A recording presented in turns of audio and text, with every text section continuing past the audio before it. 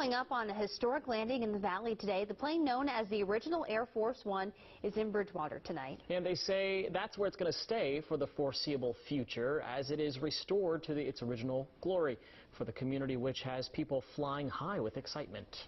If you're from Bridgewater, if you're from Harrisonburg, or you're from the Shenandoah Valley, you'll be able to say, yeah, we have the first Air Force One in our community. That's right. How's that?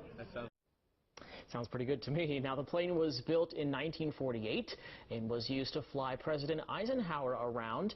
It made a flight from Arizona to Texas and then touched down right here in Bridgewater. I know a lot of people were looking forward to seeing it, so pretty cool to see it finally make it here. Awesome. I was able to see it. Actually, I was leaving my house on my way to work when it was about to touch down at Dynamic Aviation because I live close to Bridgewater. And for any of you who live around the area too, Bridgewater, Dayton, man, it was low, it was huge, you could hear it. It was really, really cool to see. Not every day that happens. No, not at all. It's pretty awesome. Yeah, it was definitely. And a great day to go out there and see it in person. Yeah.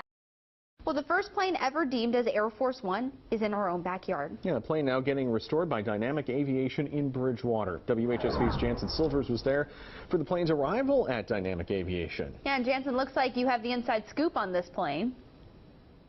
Well, guys, it was quite a sight earlier to watch this thing touch down. As you said, we are live here in the first ever plane called Air Force One. Now, if you look right over here, we have the cockpit. We won't go in there quite yet because it's a little tiny, but the room we're actually standing in right now is a pretty fascinating room. It was used to communicate with the rest of the world. Now, this is where the radio happened, and one of the coolest things that we see is this was actually an old radar. It's just like you see on the movies. It blinks and tells you where those other planes are. Now, if you'll follow me through here, this is the galley, I believe is what it was called, and that is pretty much the restroom for the president.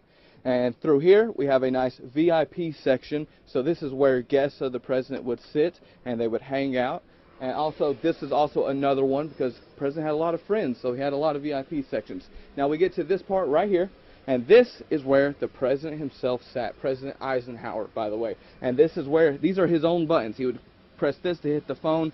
He's ready for something. I'm not 100% sure, honestly. And then this one to call the radio operator. So it is quite a sight to be able to stand here where the president stood. Now their plan is to restore it for the next 3 to 4 years and hopefully eventually open it up to the public. Live in Rockingham County, Jansen Silvers, WHSV. Thank you so much, Jansen. New at 5:30, the original Air Force One is now in the valley. It arrived in Bridgewater just hours ago, and it was quite a sight.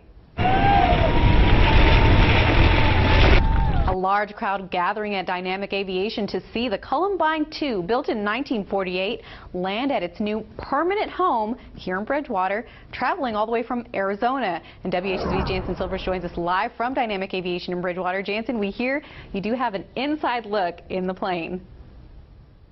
That's absolutely right, Carolyn. We have an inside look at the first plane ever named Air Force One. Now, I am here inside the plane. You can see the cockpit in there. It's a little small, so we're not getting in there. But I am joined by Carl Stolzhusen, the owner and founder of Dynamic Aviation, and he is going to give us an exclusive inside tour, aren't you? Yeah, hi. This area right here was for the crew. It had two seats here, 4 seats, for 4 passengers. You had a bunk up here. And this area right here was the radio operators. So I'm sure they were conversing back and forth with Washington. There was also the original radar gear in there, which is pretty cool. And it's pretty cool just to be standing where, you know, the president stood at one point. And so now you said this was like a VIP lounge here? Well, this, yeah, typically everybody was on the airplane would have been considered a VIP. So this area right here would have been, as you can tell, 8 seats, and they would have stretched out for night beds.